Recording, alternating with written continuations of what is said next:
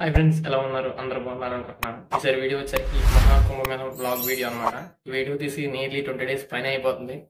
But health బాగోక video అయితే upload చేయలేకపోయాను. ఇప్పుడైతే వీడియో అప్లోడ్ చేస్తాను. ఇంకా మహాకుంభమేళం అయిపోవడానికి 3 days ఉంది. ఈ శివరాత్రితో మహాకుంభమేళం అయితే ఎండ్ అయిపోతుంది అనమాట.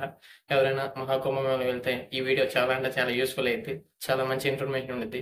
వీడియో అయితే ఎండ్ వరకు చూడండి. వీడియో చూసే ముందు తెలుసుగా లైక్ చేసి షేర్ చేసి సబ్స్క్రైబ్ అయితే చేసేయండి. ఇంకెందుకు late, let's watch hour video. Okay.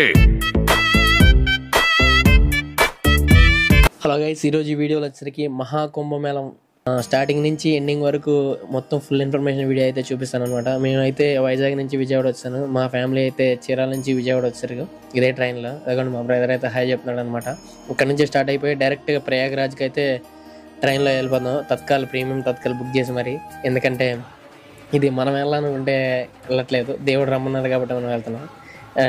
Prayagraj అయితే వెళ్ళిపోయాం. At the same time train journey 3 states దాటి వెళ్ళడం డిఫరెంట్గా ఉంది. ప్రయాగ్రాజ్ రీచ్ అయిన తర్వాత మన తెలుగు వాళ్ళకి సంబంధించింది ఒక ఆశ్రమం ఉండిద్ది అనమాట. ఆశ్రమం ఫ్రీ ఆశ్రమం. మన ఒక అకామిడేషన్ అంతా ఫ్రీ అనమాట. ₹1 కూడా పే చేయవసరం లేదు.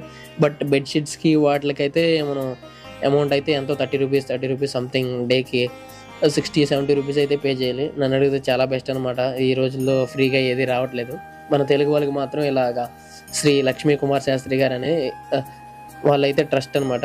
వాళ్ళు ఇలా ఫ్రీగా ప్రొవైడ్ చేస్తున్నారు అకామిడేషన్. ఇక్కడ రూమ్స్ చాలా ఉన్నాయి. రూమ్స్ కానీ బాత్రూమ్స్ కానీ ఫెసిలిటీస్ అయితే ఓకే. ఎవరైనా వస్తే మాత్రం ప్రయాగ్రాజ్ మహాకుంభమేళంకి ఈ రూమ్స్ అయితే విజిట్ చేయండి. మన తెలుగు వాళ్ళే ఉంటారనమాట. ఇంకా నేను వచ్చేసరికి ఇక్కడ నైట్ వ్యూ చూశాను. చాలా అంటే చాలా బాగుంది నైట్ వ్యూ.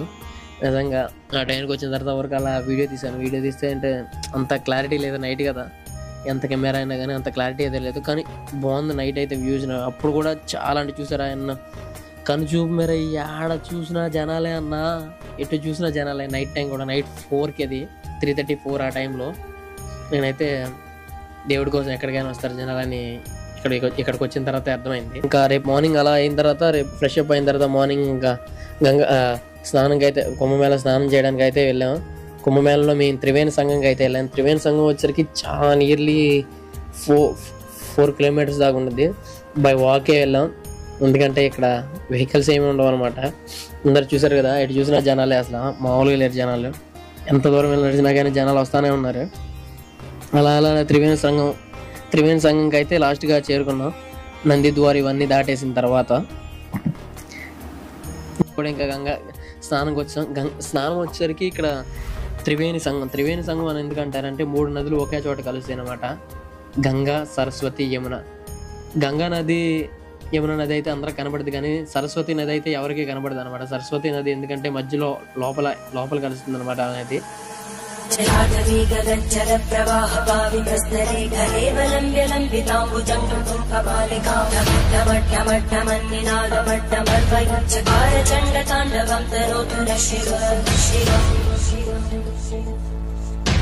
కుంభమేళ నాకు, మీకు, మన అందరికీ ఆఖరి కుంభమేళ అవుతుంది. ఎందుకంటే 12 కుంభమేళాల తర్వాత, అంటే 144 సంవత్సరాల తర్వాత వచ్చిందే ఈ మహాకుంభమేళ. కుంభ్ అంటే కుండ అని అర్థం. అలాగే మేళ అంటే అందరు కలిసి ఉండటం అని అర్థం. క్షీరసాగర మదనంలో అమృతం కోసం దేవతలు మరియు రాక్షసులు పోరు జరుగుతుంది. ఈ ఘర్షణలో అమృతపు కొండలో 4 అమృతపు చుక్కలు ఈ భూమి మీద 4 చోట్ల పడతాయి.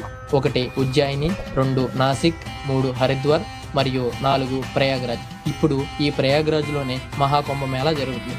ఈ మహాకుంభమేళ ఎన్ని రోజులు జరుగుతుంది అనగా, సూర్యుడు, చంద్రుడు, బృహస్పతి మరియు శని ఈ 4 ఒక లైన్లో అలైన్ అయినంత వరకు మహాకుంభమేళం అనేది జరుగుతూ ఉంటుంది.